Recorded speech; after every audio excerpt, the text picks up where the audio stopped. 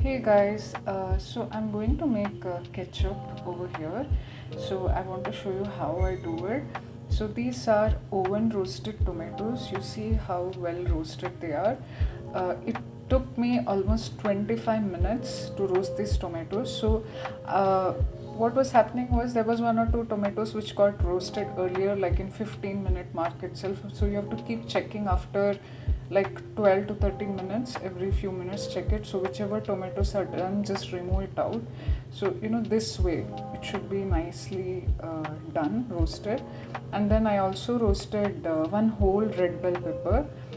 You see how well it's roasted. Even this took around 22 to 23 minutes. So this was roasted in a preheated oven at 180 degrees Celsius, convection mode.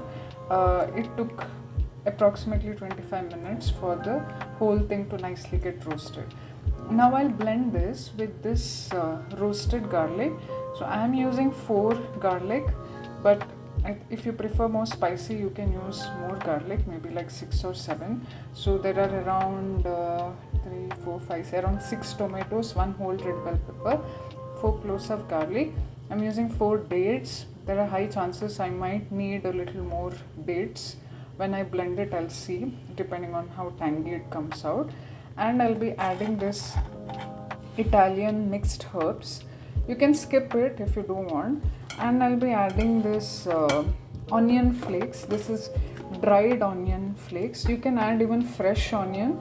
Like fresh onion, you can roast it nicely, like half an onion, and then you can blend it. I prefer this dried one because then it's not so strong, because I can't tolerate too much of spiciness. That's why you can even add chilies, okay, for more flavor and spiciness. You can even add chilies. So I'll be blending it all together, and then you can strain it to get a more fine consistency of ketchup. Otherwise you can store it as it is, and you can freeze it for like 3 months.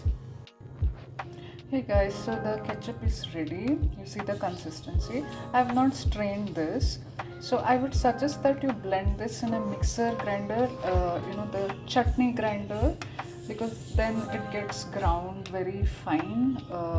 Initially I used the smoothie blender, so I got a particular consistency. Then I shifted it to the chutney grinder, and then I got this very fine consistency.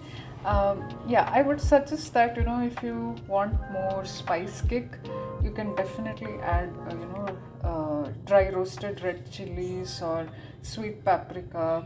You can even increase the garlic cloves to 7. I used only 4 because I can't handle too many spices. And yes, I had to use extra sweetener, so I used like 1.5 teaspoons of coconut sugar later when blending. So you can add extra dates, like around 6 to 7 dates you can add if you want more sweetness, and you can add extra spices as well. So this is a completely sugar free and vinegar free ketchup, very healthy, no preservatives. You can add salt if you want. I skipped salt as well. So I like the natural taste of these spices, herbs and the tomatoes. So yeah, you can do customize it by adding more herbs, spices and salt.